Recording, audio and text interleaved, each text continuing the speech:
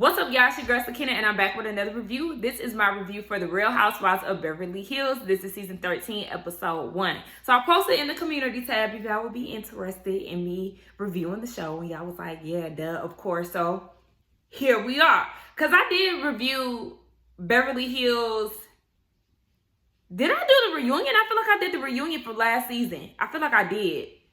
But yeah, I did it back in 2020, right, in the midst of the pandemic and stuff. I did that season, but then I kind of fell off with that. But we back, and I'm pretty sure I'm going to be consistent with this season. I'm actually going to be in these YouTube streets very heavy because I'm doing Housewives of Beverly Hills.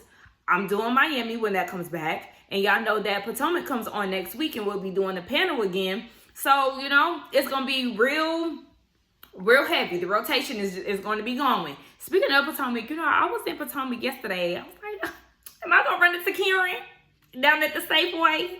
No.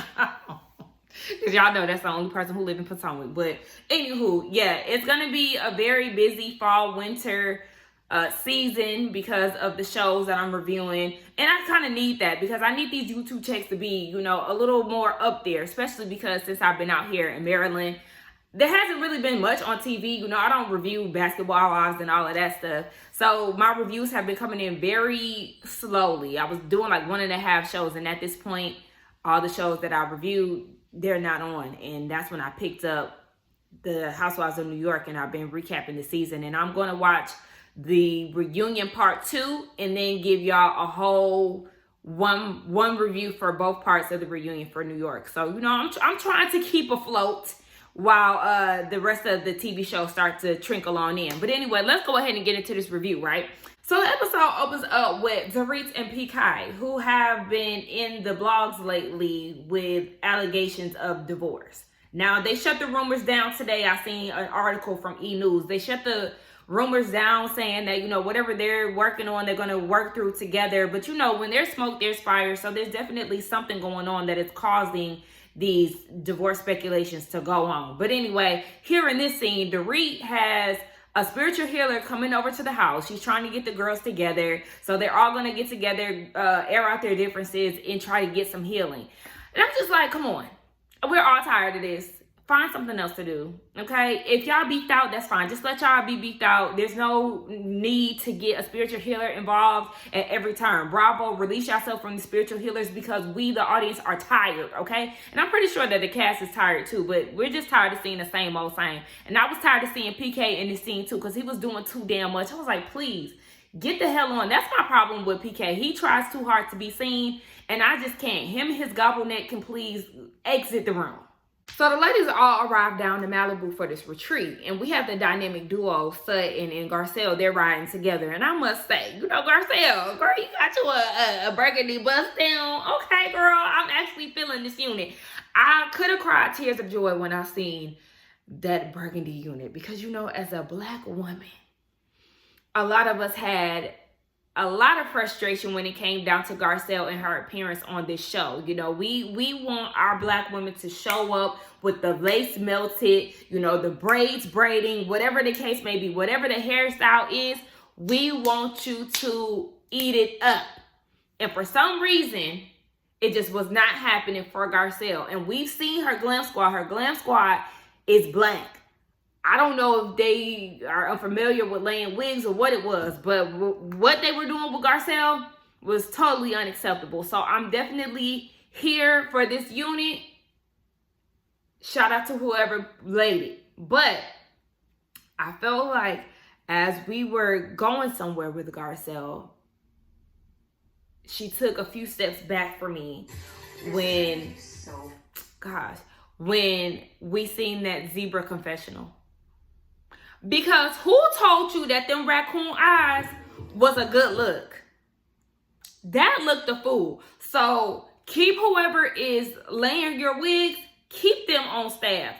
Get rid of whoever did them raccoon eyes for your makeup look in your confessional. Absolutely not. Absolutely not. But anyway, yes, the girls are all together. Kyle is hesitant because the last time she's seen the girls, things just weren't right. Last year she was at odds with Kathy, and then you had Erika and Rinna, going against Kathy, putting Kyle in a weird, awkward position. Speaking of, you got Erika, who's also hesitant to be a part of the group because she don't have her flunky anymore, Lisa Rinna, who's not a part of the cast. And thank you, because I was honestly tired of seeing her any damn way. So she's nervous because last season she was public enemy #1, and the whole, her husband and his case and the allegations and all of that. She was on some F all of that. I only care about me, and people was looking at her crazy. So she walks in and greets everybody, and everybody's like, Erika, girl, you done got real skinny. What's going on? And she like, hormones. Hormones. I was with Dorit. Y'all know all the rich white women of Bravo, when they start looking real skinnier than normal, they done got on Ozempic. And I just don't understand that.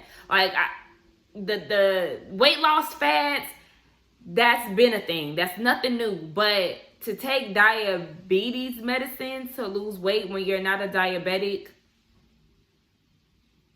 y'all just be doing anything, child. And then y'all be hearing these long lists of side effects that they be giving on these commercials. What makes you want to take anything like that?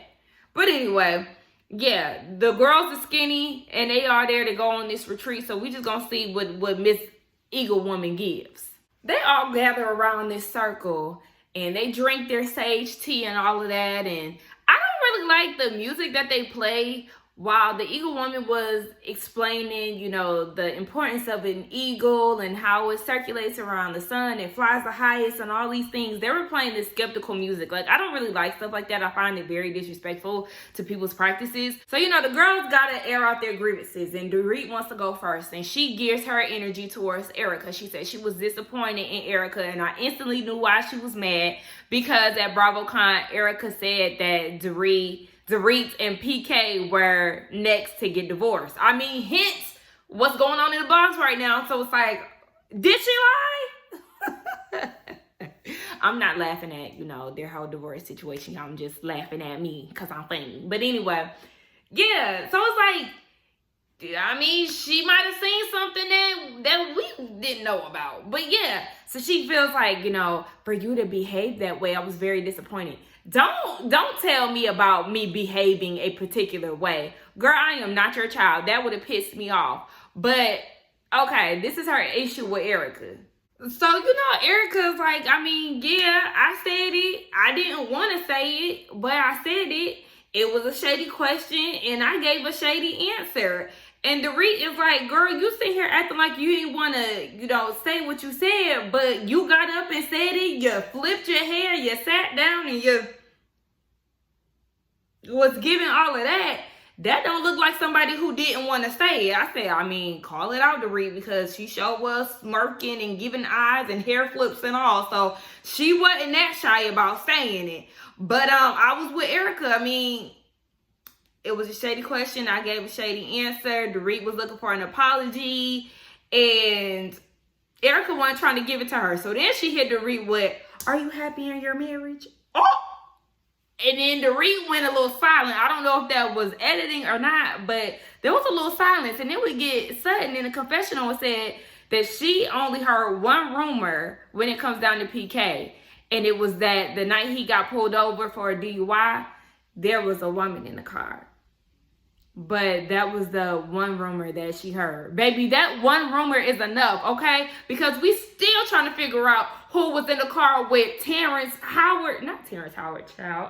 J, the night of the BET Awards, okay? That's like an unsolved mystery.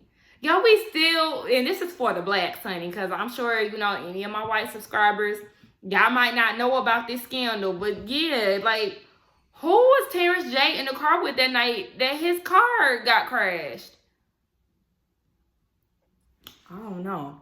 But anyway, that's a whole nother story. You know what? I agree with Dorit as far as Erika lashing out and being mean-spirited and stuff, because she's definitely that girl. But, though Erika gets on my nerves at times, these last 2 seasons, I really have not been feeling her, especially with her attitude towards her husband and his allegations and whatnot. I can understand, her feeling like her back is against the ropes within this group of women and constantly being asked about things and all of this. So I get it. she apologized to the girls, but I'm like, what's going on here? You know, she apologized to Dorit and everybody, but she was like, I've been going through things, and I was like, girl, what's going on with your eyes? I just really didn't understand that. And then why is she not catching her tears? Erika, you have a thing with letting the tears run down your face. That's just annoying to me.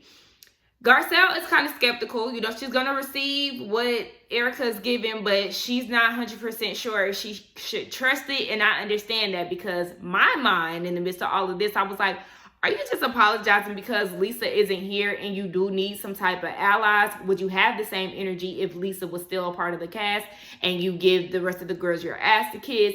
Like, I don't know. But we know the Fox 5, they're definitely disbanded at this point.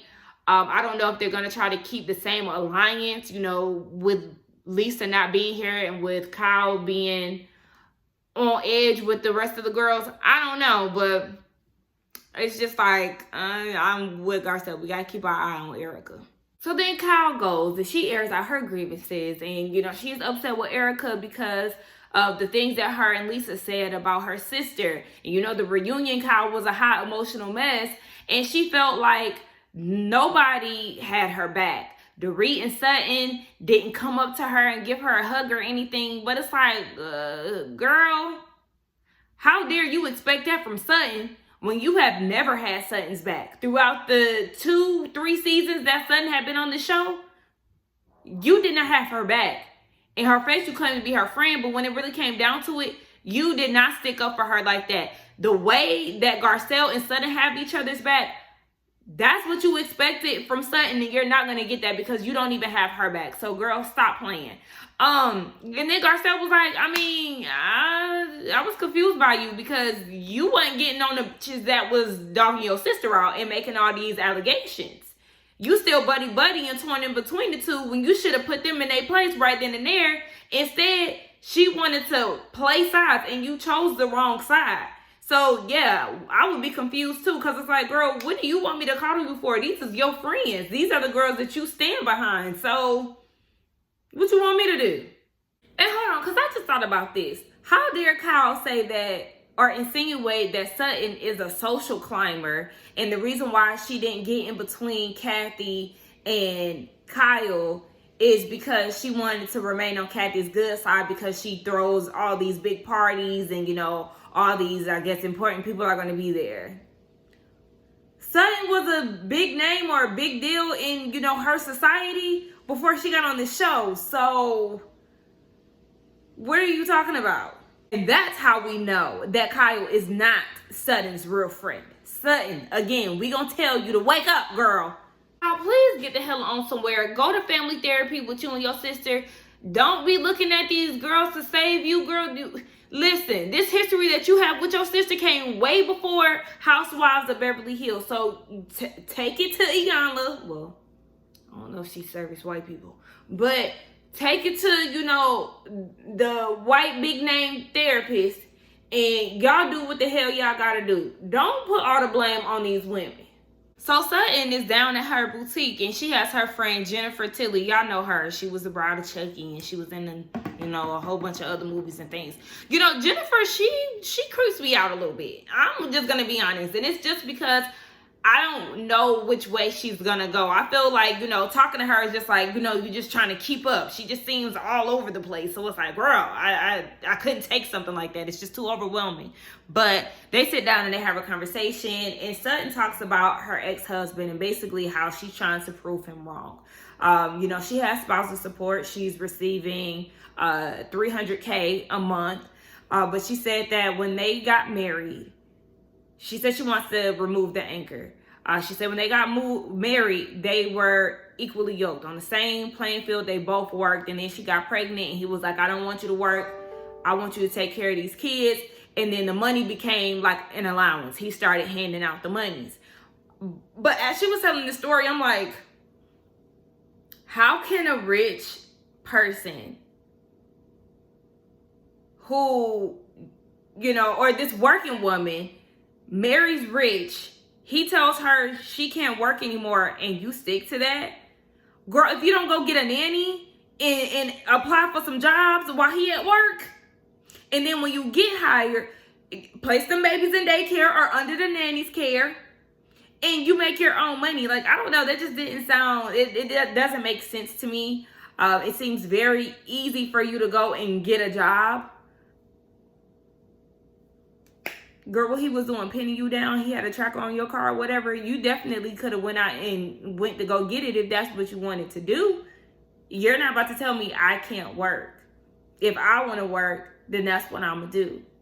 And these kids, they're going to be taken care of. So don't worry about that. I mean, worry about it because these your kids too. But just know, if I want to work, I'm going to work. And I'm going to make my own money. I mean, but she got the last laugh, child. Erika, I'm not about to sit here and play with you, girl, trying to act like you don't understand, how to be empathetic, and you want Dr. Jen to assist you with that because she's doing therapy. She's doing physical therapy, not like physical therapy, but she's actually face-to-face with her therapist now. And, she's trying to ask the therapist to teach her how to be empathetic and all of that. Girl, I'm not buying that you don't know how to do that. Try it with somebody else. But she's no longer a part of the indictment of Tom's case, and she's happy about that. But it's people who still are going to have their doubts. And we see that Sutton and Garcelle had a conversation about it. Crystal and her husband had a conversation about it. So yeah, even though she's not a part of it, people are still going to see her as a part of it because she helped spend the money in X, Y, and Z. So then she says she knows that Tom is getting older and he's eventually going to pass away. And Dr. Jen is saying that's going to unlock a whole nother level of grief. Once he passes, you start thinking about things and all of that. I mean, I guess. I just kind of feel like, I always felt like this marriage between her and Tom was very much so just an arrangement. I don't believe that they were sexually active and things like that. I just felt like she was arm candy and he was flipping the bill. That's just what it felt like to me. Not saying that she can't have, feelings or love for this man, but I don't know, because not everybody's emotions are not set this way, but as somebody that is, a self-proclaimed ice queen, I wouldn't think that it would be that hard to see him pass, especially because of the way that it ended. Now, if he was still funding your lifestyle, okay, I could see that. But I don't know, with somebody so emotional as me, like I didn't even cry when my great grandmother passed away, and I spent holidays at her house. I spent, every summer at her house. She was, the glue to our family. But when she passed away, it was just like, damn. R.I.P. I could not allow myself to get emotional like that because at the end of the day, she did not have the best relationship with my mom, and I kind of took that personal. The more I grew up, she passed away when I was 17.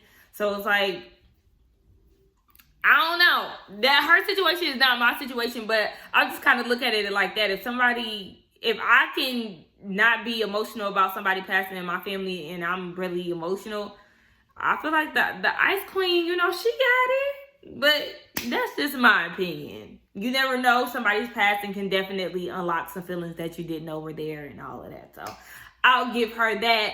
But I was definitely rolling my eyes when she was asking Dr. Jen how to be empathetic. Girl, stop. So Kyle and Dorit, they have some time together at Dorit's house, and they sit at the table and discuss how rough of a year they've both been having. Kyle's been having a rough year because her and Kathy are at odds. She's seen her at Sutton's Christmas party, but it was just like on some cordial hate type shit. And she's feeling some type of way, but she's also setting boundaries and not allowing herself to take shit from anybody anymore, because she said, she was the baby sister, and as the older sister, Kathy was able to get away with a lot of things, and she said, that's just not where she's at with it. So yeah, her family have definitely, I guess you could say, had some type of separation. And when she was saying she's not taking ish from anybody anymore, I was like, so you putting your foot down, huh? With your sister and your husband, because now y'all getting a divorce. You ain't playing around anymore, huh? I said, all right, Kyle. Now, she do look good in that confessional look, the hot pink with her hair up. I do like that look. But as Kyle was saying all of this, Dorit was saying, she had a rough year. Obviously, she experienced the robbery and she's having PTSD. And PK was spending a lot of time out in London during that time. And that just made her question their relationship because he wasn't there for her, and she just kind of questioned whether or not they were going to make it. I said it's very ironic that these two at that time were sitting down discussing their marriages and how y'all could either grow together or grow apart, and Kyle and Mauricio are getting a divorce, which we'll later see throughout the season. And then now, currently in the blogs, Dorit and PK has some divorce speculations going on. I say, ooh, foreshadowing like hell. Nonetheless, yeah. So Dorit is just trying to figure it out and make it work with PK. She said it's not like he's cheating on her or anything like that. She just feel like he ain't being there for her. And I'm like, child, we'll just see if they go through the divorce situation.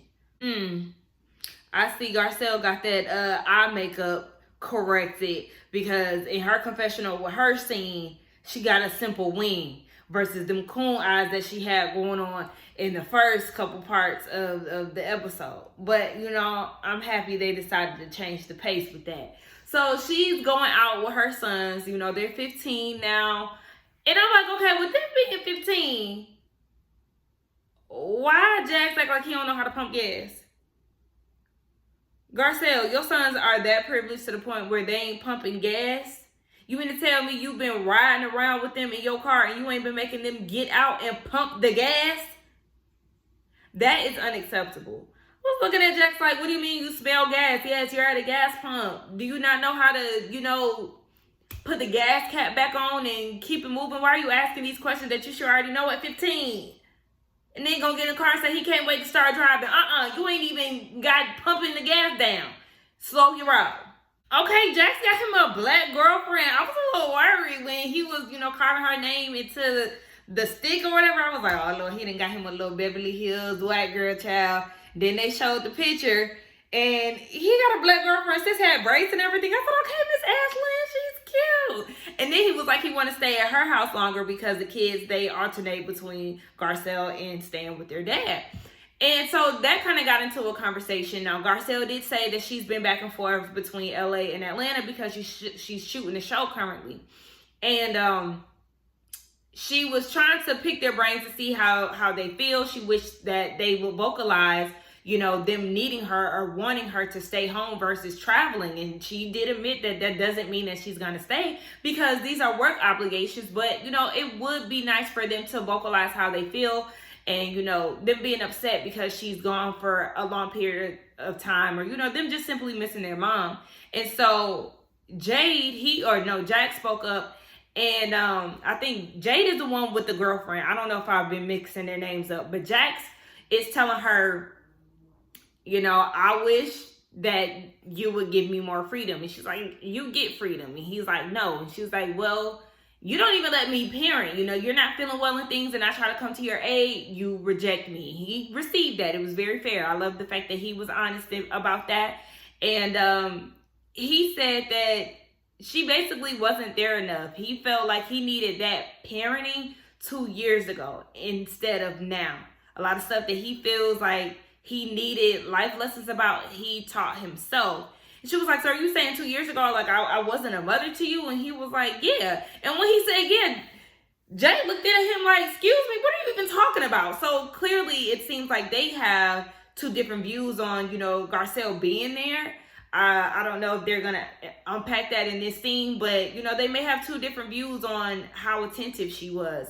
But, that's heartbreaking for any parent to hear. And it's kind of insulting. And then it kind of makes me wonder, okay, you said 2 years. I know she started this show back in 2020.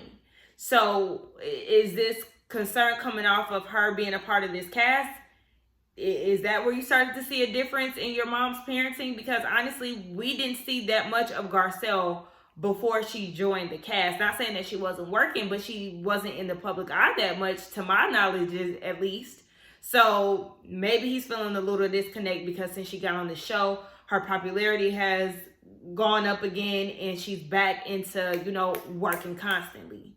These are the conversations that I really appreciate between parent and child, because me and my mom, we used to have really good conversations when I was that age too. I was very honest about how I felt about things. I would even come to her and be like, Mom, can I tell you something?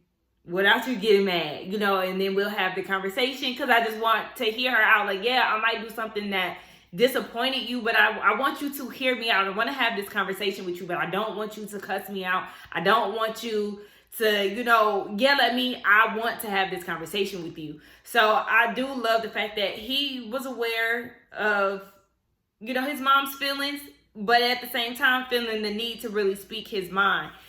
But, you know, understanding that these things might hurt.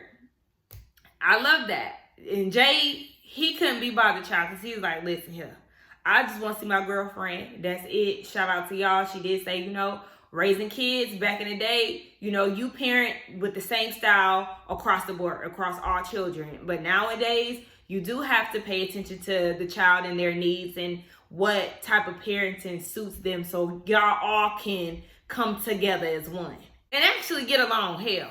On another note, you look amazing. I mean, you're gonna go work out right now? You look so good. Thanks. You're like working out like a beast right now. You're eating well. You're not drinking. Like, you're changing your life. When you go through painful times in your life, it changes you as a person. My sister, feeling let down by my friends, feeling disconnected from my husband. You know, you have to find an outlet. Why is Kyle acting like she lost a family member or something? Like, I just don't.